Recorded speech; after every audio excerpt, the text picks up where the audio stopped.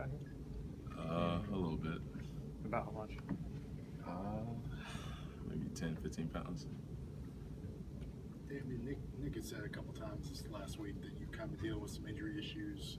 How are you feeling physically, and what have been some of the problems? I mean, at this point in the year, everybody's kind of going through some pain. It's a long season. It's a tough stretch. We played a lot of football this year. So, I mean, there's a lot of guys that are banged up, not just on our team, but across the country. But it's really important in times like this just to, you got to push through. If you want to achieve what you want to achieve, you have to play through things like that. And, it's just kind of how it goes. But we have a bye week this weekend, and, we look to get some guys back healthy again. How you're kind of approaching it, trying to get healthy, trying to get, are you doing anything special? I mean, not really. I just kind of get with the trainers because obviously they know what they're doing, and kind of go by what they say. Try to get back 100%. Nick, so you guys have been working on the getting the passing game going this week. What are you guys seeing in practice? I mean, it's kind of a tough question to answer. You just trying to, I guess, get our timing down. Sometimes the timing is off. Maybe there's some communication there between the quarterback and receiver, or tight ends, running backs, whoever it may be. But we're just trying to get that corrected this week. We got a little bit of time before our next opponent, and we're trying to get those things corrected. When you go against the running back that everyone's talking about, like Fournette, does it kind of give you extra motivation to kind of have them talk about you as well? I mean, not really. I mean, he's a great player, obviously, as everybody can tell. But for the most part, we're just focused on winning the game. What do you think about some of his runs last week against Ole Miss? Did you see him maybe vying for him?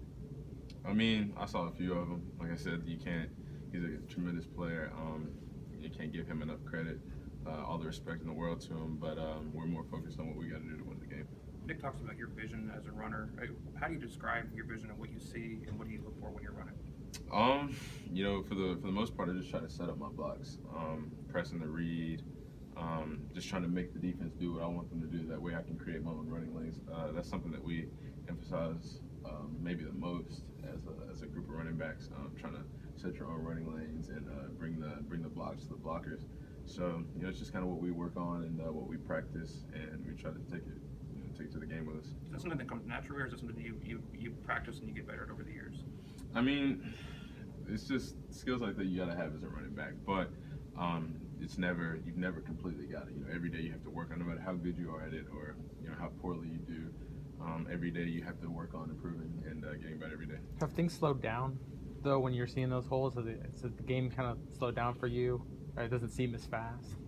I mean, for the most part, practicing it as much as we do, it's kind of the point we want to practice so hard and so fast that the game kind of slows down for us, and the game seems easy to us.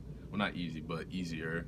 And so for the most part, it's kind of slowing down when you work on it so much in practice. Like I said, it kind of gets easier, and you see things better, and you kind of know what to expect, you know what to look for. So I guess. I'm sure some of it is instinct, but what are you looking for when the hole is opened up? Because you can tell sometimes you're kind of looking to see where the hole is, and then you hit it when it's open. So. Well, I mean, it just kind of depends on the play. I mean, a lot of times you can't just take the first running lane that you see because it's not in the job description of the play. But you try to set up your own blocks and read the defense to the best of your ability. So you just want to take what the defense gives you and kind of make them do what you want them to do. Some call you the Clark Kent off the field and you're Superman on the field. What do you think about Jonathan Allen doing the Superman play? Are you the real Superman, or he? I'll definitely give him credit for being the Superman. But John Allen's he's a great player. He's a tremendous leader for us. Obviously on the field, but just as much off the field. He's a real vocal leader. He's one of those guys that you really look to in a situation where you kind of need that uplifting teammate to kind of let you know that no matter what the circumstances in the game, we'll be all right, we'll be fine. And you really need guys like that to kind of pull us together when things get hard. You obviously have a lot of experience going against the defensive line and the linebackers in practice. Do you think that their speed catches people off guard just looking at them? Are they faster than they look? I mean, I think everybody knows we got a pretty good defense. So, I mean, some of them can be, some of the linebackers, some of the D linemen are deceptively fast. I mean, you kind of look at those guys, you see how big they are, but you don't really notice their speed until it hits you. So, yeah, I think it catches people off guard. How's your leg feeling? And as it gets better, do you feel like the best is yet to come? I mean, I'm just focused on trying to get it better. It feels okay, if that's what you're asking. Is it affecting you in the games at all, or just? I mean, like I said, at this point in the year, a lot of people are banged up. It kind of affects everybody. You know, the injury percent in football is 100%. So it affects everybody, but like I said, you just got to play through it.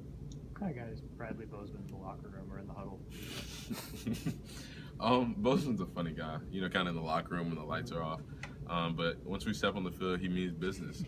So, he means business, and he's a great leader. He's one of the main guys on the front line with the most experience, and he's a real anchor for our offense. And he's part of the glue that really holds this offense together. Talk about your vision. Did any plays that stand out where you had particularly good seeing the hole, hitting the hole? I mean, I had a couple, but there's a lot of those plays that I didn't make, and a lot of those plays that the plays that I'm gonna focus on getting better at this week, and hopefully getting better throughout the year. You've had a lot of big plays, a lot of 30, 40, 50-yard runs. Do you kind of look forward to those? Is that something that when you get through the hole, okay, I got some distance in front of me, or what? Not really. I mean, one thing that Coach Burns really emphasized with us is if you do the little things right, if you focus on the details, the small details of the play, you're gonna have your runs 1 yard, 2 yard, 3 yards that are good runs. A lot of people don't look at it that way anymore. Those short 2-yard gains that are actually good runs because you do the little details right, and you do what you're supposed to do on that play. But he says the more that you do the things the right way, then that's when your big plays are gonna come. That's when your long runs, your home runs are gonna come from. So it's just about focusing on those small details, and keep hitting those short runs, those 1-2 yard gains, and then hopefully throughout the game, you'll kind of loosen up the defense and you'll break one. Is Coach Burns sometimes a little underappreciated outside the program? I think a guy with 2 Heisman Trophy winners and who's been a part of so much success here. I mean, I could talk about Coach Burns all day.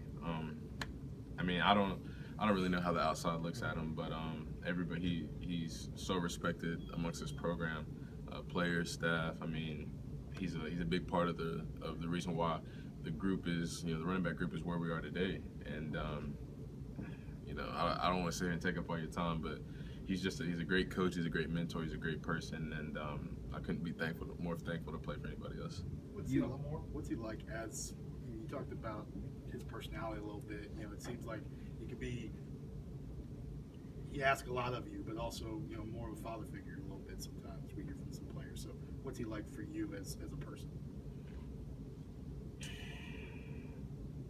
Kind of all those things wrapped up into one. I mean, there's some times when we don't even watch film, and we'll go in the meeting room and he'll just sit and talk about life, how to make us a better player, but also make us better men, better people, and it's things like that kind of wrap up that father figure that he can be. But on the field, he's 100% business.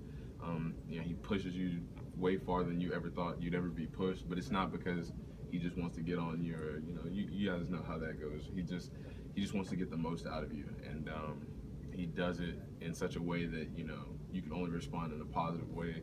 You have to understand what he's saying, not how he's saying it per se. So he just kind of does a little bit of everything for us, and we're thankful to have him.